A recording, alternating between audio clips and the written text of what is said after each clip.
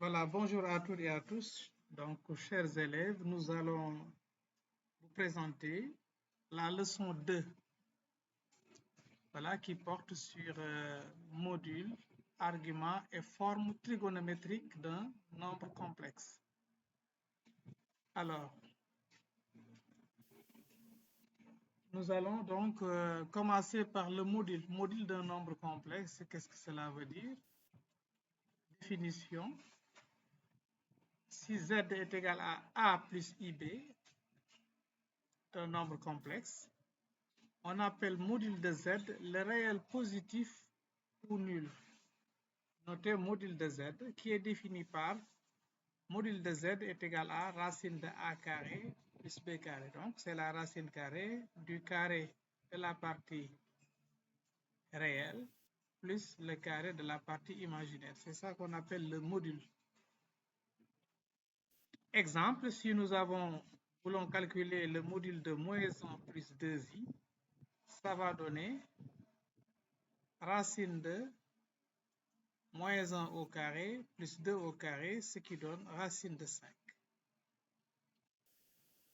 Propriété. Nous avons module de Z, en réalité, c'est racine carrée de Z fois Z bar. Parce qu'on avait vu que Z fois Z bar, si Z égale A plus IB, ça donne A carré plus B carré. Donc, racine de Z bar, ça donne bien racine carrée de A carré plus B carré et ça donne le module. Donc là, c'est une propriété. Maintenant, si le module est nul, ça c'est équivalent à dire que Z est nul. Module d'un nombre complexe nul équivalent à Z égale Z. De même, module de Z, c'est la même chose que module de moins Z, c'est la même chose aussi que module de Z bar. Donc, un nombre complexe a même module que son opposé et également a même module que son conjugué. Maintenant, module d'un produit, si nous avons Z1 et Z2 deux nombres complexes, module de Z1, Z2 est égal à module de Z1 que multiplie module de Z2. Maintenant, si on a lambda, un réel, alors module de lambda Z, donc le lambda peut sortir, mais avec sa valeur absolue, c'est égal à valeur absolue de lambda fois module de Z. Et ne pas commettre l'erreur de sortir là, de dire que c'est lambda module de Z, tout simplement. Donc, il faut mettre les valeurs absolues. Effectivement, si lambda est positif, ça va être tout simplement lambda module de Z. Maintenant, si vous avez Z2, un nombre complexe non nul, on a module de Z1 sur Z2 qui est égal à module de Z1 sur module de Z2. Et donc, pour un Z non nul, module de 1 sur Z est égal à 1 sur module de Z. Là, c'est l'inégalité triangulaire. C'est module de Z1 plus Z2 est toujours inférieur ou égal à module de Z1 plus module de Z2. Nous avons une l'égalité ici. Donc, l'égalité, si et seulement si Z1 ou Z2 est nul, ou bien si Z1 est égal à K fois Z2 avec K, un réel positif. Nous avons une propriété similaire avec les valeurs absolues vues en seconde. Si nous avons donc valeur absolue de module de Z1 moins module de Z2, ça c'est inférieur à module de Z1 plus Z2. Maintenant, argument d'un nombre complexe non nul. Voilà, pour l'argument, il s'agit d'un nombre complexe non nul. Pour cela, on va donner la définition, soit Z égale A plus IB, un nombre complexe non nul, M son image dans le plan complexe muni d'un repère orthonormé direct OUV. Donc, pour définir l'argument, on se place dans un repère orthonormé direct. Ça veut dire que le vecteur U V, l'angle UV donc, plutôt, est égal à pi sur 2, modulo 2pi. Et que norme de U égale norme de V égale 1. Voilà, c'est ce que nous avons ici en représentation UV. Donc, c'est le repère orthonormé OUV qui est orthonormé direct. Et le point M a pour affixe A plus IB. On a représenté ici le point M. Vous voyez bien que le point M ici a pour coordonnées A et B. Alors, maintenant, l'angle θ, c'est l'angle formé par U et OM. Donc, l'angle UOM est égal à θ modulo 2pi. Et ce réel θ-là est un argument de Z. Est un argument de Z. Donc, pour trouver l'argument d'un nombre complexe non nul, c'est ce qu'il faut faire. Mais il faut que Z soit non nul. Se placer dans un repère orthonormé direct OUV. Et maintenant, trouver une mesure de l'angle UOM. Et cet angle-là que vous trouvez sera un argument de Z. Parce que les arguments, il y en a une infinité, puisqu'ils sont définis modulo 2pi. Bien, les propriétés sur les arguments. Donc, les propriétés qui se démontrent aisément en utilisant là, les formules trigonométriques vues en première. Par exemple, argument de Z de Z', il suffit de donner l'écriture et de développer. Donc, argument de Z, c'est argument de Z pour cette propriété, plus argument de Z'. Modulo 2pi, toujours modulo 2pi. Maintenant, si vous avez argument de Z à la puissance n, avec n qui appartient à Z, ça donne tout simplement n fois argument de Z. Modulo 2pi. Maintenant, argument de 1 sur Z, voilà, argument de 1 sur Z, nous avons vu que Z était un nombre complexe non nul, c'est égal à moins argument de Z. Donc, si nous connaissons une démonstration de la formule fondamentale, argument de Z, Z' égale argument de Z plus argument de Z', voilà, la deuxième propriété découle de l'autre par récurrence. Et maintenant, pour l'autre également, 1 sur Z', également, on peut faire argument de Z sur Z', c'est argument de 1. Voilà, et ensuite, utiliser Z sur Z' comme étant Z fois 1 sur Z. Voilà, donc, trouver cette propriété, et finalement, on va trouver que c'est moins argument de Z modulo 2pi, puisque argument de 1 égale 0. Bien, maintenant, argument de Z sur Z' est égal à argument de Z moins argument de Z' modulo 2pi. L'argument d'un quotient, voilà ce que cela donne. Et même si K est positif, argument de KZ est égal à argument de Z. Donc là, il n'y a aucun changement ici. Mais à condition que K soit strictement positif. Maintenant, si K est négatif, alors là, faites attention, argument de Z, argument de KZ est égal à argument de Z plus pi, modulo 2pi. Maintenant, argument de Z bar, c'est égal à moins argument de Z modulo 2pi. Donc, voilà pour les propriétés qu'on aura à utiliser dans les exercices. Forme trigonométrique d'un nombre complexe non nul. Alors, donc là, on a un nombre complexe non nul, Z, qui est égal à A plus IB, qu'on représente ici dans le plan muni d'un repère orthonormé direct, OIV. Donc ici, l'angle UOM vaut θ. Et également, la distance OM, on a vu que c'est tout simplement le module. Parce que la distance OM, c'est racine de A carré plus B carré, et ça coïncide avec module de Z. Bien. Maintenant, si Z est égal à A plus IB, alors, vous voyez bien que ce Z-là, je peux l'écrire, à quoi est égal AA. Le A là, le petit a, si vous regardez bien la figure, c'est égal à module de Z cosinus de l'angle θ plus I. Maintenant, le B, c'est module de Z fois sinus de θ. Et là, donc, on peut mettre en facteur module de Z et ça va nous donner module de Z facteur de cosinus de θ plus I sinus θ. Voilà, maintenant, définition.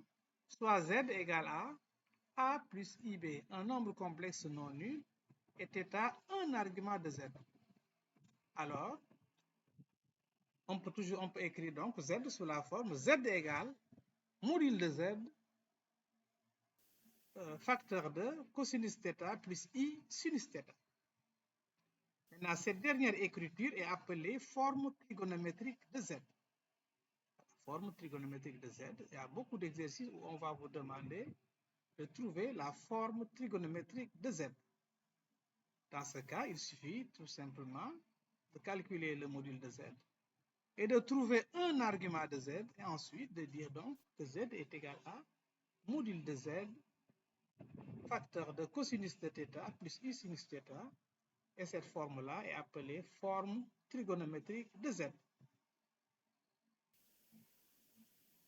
Exemple, donne la forme trigonométrique des nombres complexes suivants. Donc, Z1 est égal à 1 plus I. Z2 est égal à moins 1 plus I racine de 3. Z3 est égal à moins 1 plus I racine de 3 sur 1 plus I. Et maintenant, Z4 est égal à moins 3 facteur de cosinus de 2pi sur 3 moins I sinus de 2pi sur 3. Donc, pour faire ces exemples-là, nous allons donner des remarques.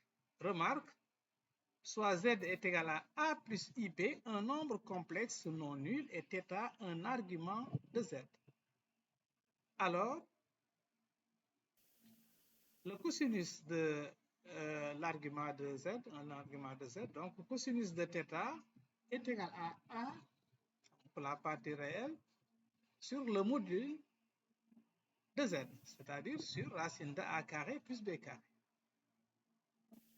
Et le sinus de θ, c'est égal à B sur racine de A carré plus B carré. Maintenant, une fois ceci fait, si vous calculez cosinus de θ et vous trouvez soit 1/2, soit moins 1/2, alors θ sera de la forme K fois pi sur 3, avec K un entier relatif, donc appartenant à Z, et non multiple de 3. Donc là, c'est une bonne remarque qui va vous permettre de trouver au moins, de savoir au moins que vous allez trouver des pi sur 3. Donc maintenant, le cas là ne va pas se simplifier avec ça. Donc, c'est K fois pi sur 3 avec K non multiple. Donc, il va exister un certain K qui vérifie ça. Par exemple, ça peut être 2 pi sur 3, ça peut être 4 pi sur 3, ou moins 4 pi sur 3, ou moins 5, ouais, voilà, des choses comme ça.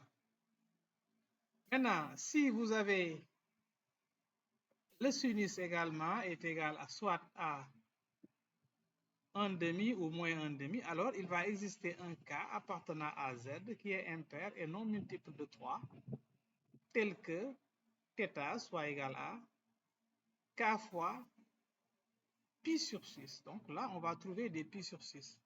Dès que vous calculez le sinus, vous trouvez plus ou moins 1/2. Alors, sachez que vous allez trouver des pi sur 6. Maintenant, combien de pi sur 6 avec quel cas? Là, c'est ça que nous allons chercher avec peut-être l'aide du cercle trigonométrique. Bien. L'autre remarque, c'est si le cosinus ou si le sinus est égal à plus ou moins racine de 2 sur 2, alors il existe un cas appartenant à Z et non multiple, ça c'est multiple de 2, tel que θ soit égal à K fois pi sur 4. Voilà, maintenant on va voir ce que cela donne dans un cas concret. Nous allons utiliser ce cercle trigonométrique où on a mis les valeurs particulières. D'abord, intéressons-nous au complexe Z1 qui est égal à 1 plus I. Alors, module de Z1, c'est module de 1 plus I est égal à racine de 1 carré plus 1 carré égale racine de 2. Maintenant, Z1 est égal à, on met donc le module en facteur, racine de 2, facteur de 1 sur racine de 2 plus 1 sur racine de 2i. Ce qui donne racine de 2, facteur de racine de 2 sur 2 plus racine de 2 sur 2i. Maintenant, on va chercher l'angle dont le cosinus vaut racine de 2 sur 2 et le sinus racine de 2 sur 2. Vous voyez que si on trouve des racines de 2 sur 2 comme le cosinus, donc on va trouver des pi sur 4. Là, c'est sûr. Maintenant, comme le sinus est positif, le cosinus est positif, nous sommes dans le premier cadran. Voilà, le premier cadran, c'est ce que vous voyez ici, de là à là. Donc là, il n'y a que pi sur 4 qui est là. Donc ça veut dire que l'argument que nous cherchons, c'est pi sur 4. Et donc, on écrit que c'est égal à racine de 2, facteur de cosinus de pi sur 4 plus i sinus de pi sur 4. Ainsi, voilà la forme trigonométrique de Z1. Maintenant, Z2, c'est égal à moins 1 plus i racine de 3. Donc, on cherche son module. Module de Z2 est égal à module de 1 plus i racine de 3 est égal à racine de moins 1 au carré plus racine de 3 au carré, ce qui va nous donner racine de 4 qui est égale à 2. Donc, on va mettre en facteur 2. Donc, Z2 est égal à moins 1 plus i racine de 3. On peut dire que c'est égal à 2 facteurs de moins 1 demi plus racine de 3 sur 2i. Maintenant, là, on va chercher, ici, le cosinus vaut combien? Le cosinus vaut moins 1 demi. Donc, c'est plus ou moins 1 demi. Ainsi donc, d'après la remarque de tout à l'heure, nous allons trouver des pi sur 3. Maintenant, où est-ce qu'on est? Puisque le sinus, on voit que le sinus, c'est racine de 3 sur 2. Donc, ça veut dire que le cosinus négatif, sinus positif, nous sommes dans le deuxième cadran. Alors, voici le deuxième cadran. Ça commence à pi sur 2 jusqu'à pi. Et là, où sont les pi sur 3? Vous voyez bien qu'on a ici 2 pi sur 3. Ainsi donc, voilà, donc l'argument, un argument, c'est 2 pi sur 3. Et on va l'écrire, c'est 2 facteurs de cosinus de 2 pi sur 3 plus i sinus de 2 pi sur 3, qui est donc la forme trigonométrique de Z2. Maintenant pour Z3. Pour Z3, c'est moins 1 plus i racine de 3 sur 1 plus i plus i. Voilà. Donc là, on ne va pas réinventer la roue. On avait déjà calculé, trouvé la forme trigonométrique de ces nombres complexes-là, de 1, Z1, voilà, Z1 qui était égal à 1 plus i, sa forme trigonométrique. C'est racine de 2, facteur de cosinus pi sur 4 plus i sinus pi sur 4. Et Z2 est égal à racine de 3. Racine de Z2 est égal à 2 facteurs de cosinus de 2 pi sur 3 plus i sinus de 2 pi sur 3. Ainsi donc, nous pouvons calculer le module de Z3. Parce que pour donner sa forme trigonométrique, il nous suffit de trouver le module et un argument. Alors, pour le module, donc, opération sur les modules, c'est module de moins 1 plus i racine de 3 sur 1 plus i. Et c'est égal à le rapport des modules, module de 1 plus i racine de 3 sur module de 1 plus i. Et là, on avait trouvé, donc, c'est 2 sur racine de 2, ce qui donne finalement racine de 2. Maintenant, pour l'argument, argument de Z3, donc c'est l'argument d'un quotient. On avait vu que l'argument de quotient, donc c'est argument de moins 1 plus i racine de 3 sur 1 plus i. Et là, donc, c'est la différence des arguments. Donc, c'est argument de moins 1 plus i racine de 3 moins argument de 1 plus i, modulo 2pi. Et ça va donner donc argument de Z2 moins argument de Z1. Mais argument de Z2, c'est 2pi sur 3 moins argument de Z1, c'est-à-dire pi sur 4. Et ça nous donne donc, si nous faisons les calculs, ça nous donne donc 5pi sur 12. Par conséquent, Z3, puisqu'on connaît un de ces arguments qui est égal à 5pi sur 12, et on connaît son module, racine de 2, Z3 donc va s'écrire sous la forme racine de 2 facteur de cosinus de 5pi sur 12 plus i sinus de 5pi sur 12. Alors, donc ceci est la forme trigonométrique de Z3. Maintenant pour Z4. Z4, on nous donne, c'est égal à moins 3 facteur de cosinus de 2pi sur 3 moins i sinus de 2pi sur 3. Donc là, il faut quand même faire disparaître ce moins-là, parce que moins 3 ne peut pas être un module. Un module est toujours positif. Donc il faut quand même jouer sur les propriétés. Pour le moment, on laisse moins 3, donc c'est moins 3 cosinus 2. Maintenant, on va changer. Le moins qu'on voit en moins i sinus de 2pi sur 3, puisque la fonction sinus est impaire, c'est la même chose que plus i sinus 2. Quand même, on doit avoir un plus là-bas. Plus i sinus 2 moins 2pi sur 3.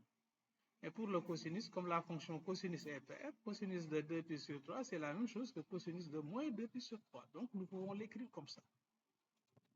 Bien. Donc, ça permet d'écrire le nombre z de 4 sous la forme, c'est moins 3z.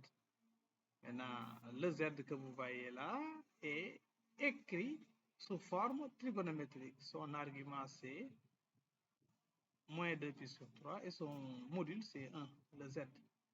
Puisque cos carré x plus sinus carré x égale 1. Alors, maintenant, calculons donc ainsi donc, nous savons que si nous calculons le module, n'est-ce pas, le module de z de 4, c'est module de 3 moins 3 que multiplie module de z. Mais module de z, c'est 1, donc, et module de moins 3, c'est 3, donc module de z de 4 égale 3. Argument de Z4, on peut dire en appliquant les règles sur les arguments, la propriété, donc ça donne argument de moins 3 plus argument de Z. Bon, moins 3 étant un nombre négatif, argument de moins 3 c'est pi. On va mettre pi. Et argument de Z, vous voyez bien que c'est moins 2pi sur 3. Regardez comment Z est écrit. Alors, modulo 2pi. Si nous faisons les calculs, nous trouvons pi sur 3 modulo 2pi. Ainsi donc, Z de 4, un de ces arguments, c'est pi sur 3. Et son module, c'est 3. Par conséquent, Z de 4 est égal à 3. Facteur de cosinus de pi sur 3 plus i sinus de pi sur 3. Voilà donc, c'est la fin de ce cours, n'est-ce pas? Et maintenant, nous allons arrêter la présentation et vous présenter d'autres choses.